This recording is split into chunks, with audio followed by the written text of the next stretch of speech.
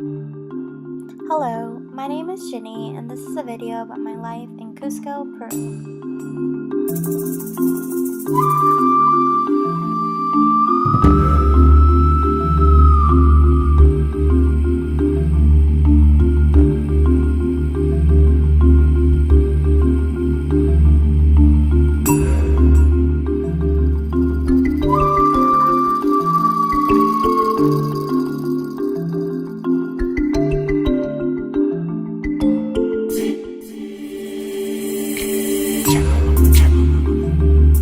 In the fall of 2017, I will be attending nursing school at Dominican University of California to begin my career in medicine.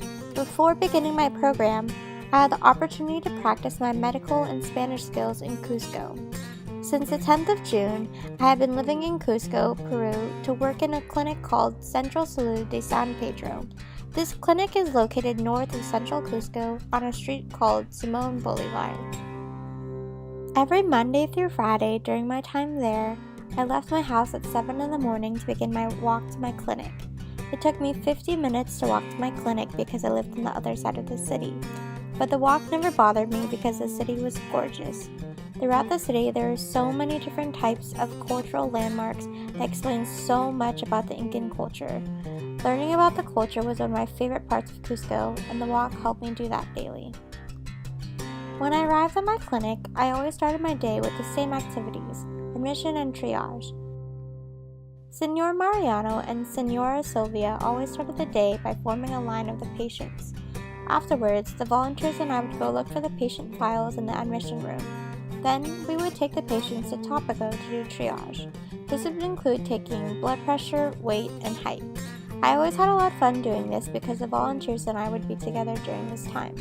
Once we finished, we separated to our specific specialty to work with our doctors.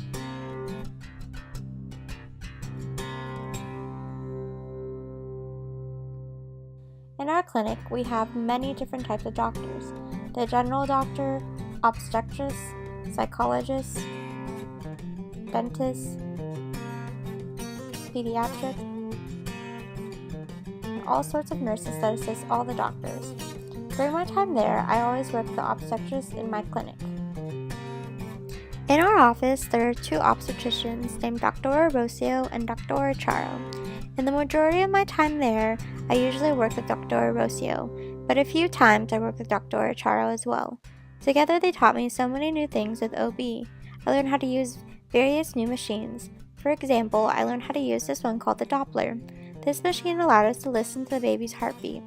In the beginning, it was difficult to find. However, after my time there, I can now easily find the heartbeat. In addition to the Doppler, they showed me how to measure the baby and the mother. This can be difficult because the baby is round in the mother. However, with proper technique, it can be easily done.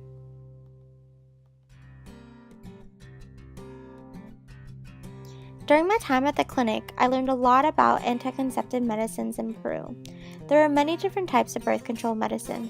For example, there are injections, pills, DIUs, implants, and the original condoms.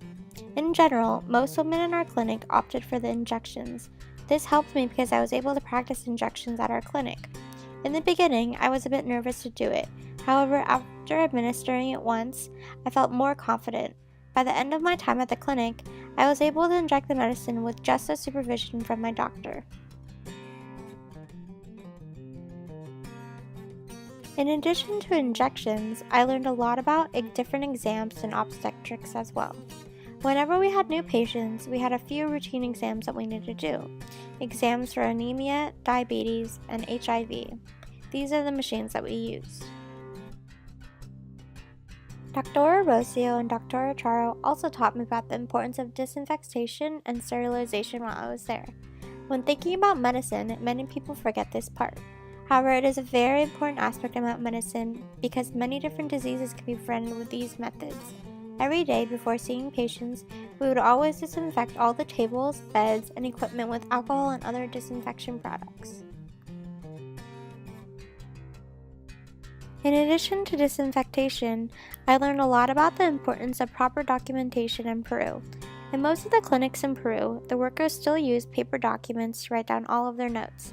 This puts emphasis on the importance of proper organization. For almost all of our work, we would use paper documents. For example, when writing prescriptions, we would always have to write it down for the pharmacy. During my time at obstetrics, I constantly helped my doctors do this. Overall, Dr. Orosio and Dr. Ocharo taught me so many new things with OB. I'm extremely grateful for their kindness and the patience they had with me. Because of that, I know I miss them truly.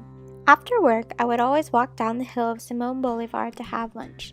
In Peru, lunch is the biggest meal of the day. There would be various parts of the meal. To begin, they would either have a soup or an appetizer.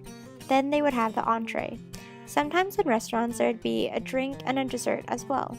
All in all, this was called the menú de día.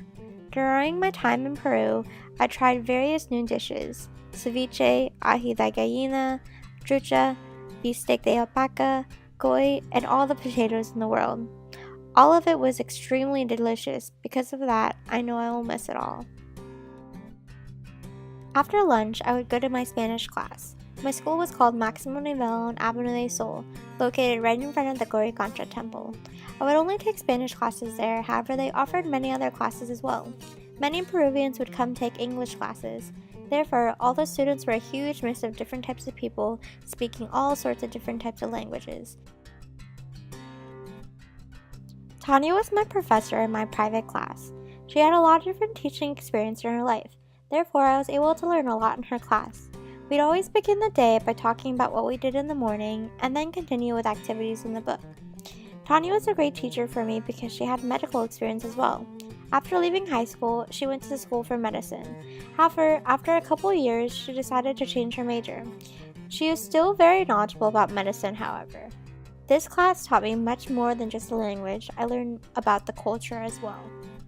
In addition to the culture, I learned a lot about the politics in Peru as well. 2 major strikes pertaining to the public school teachers and public doctors have been going on in Peru. The first one started in the middle of June.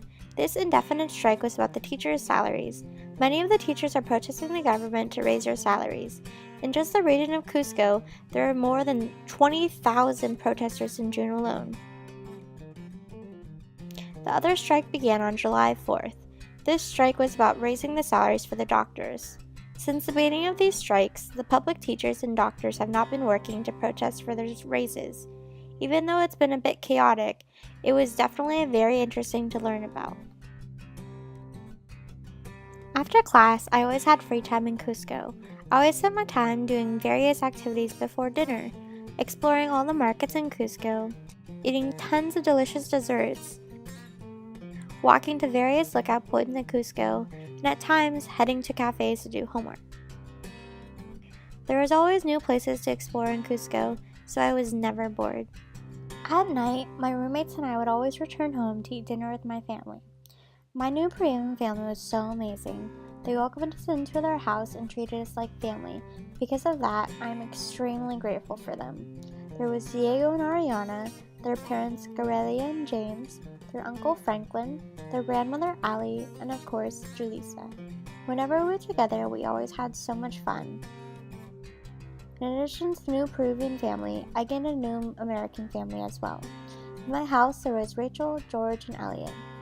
During my time there, we explored all over Peru together. We went to Machu Picchu, Lake Titicaca, the salt mines, Rainbow Mountain, many different villages in Sacred Valley, and of course, we spent a lot of time in Chuputeria.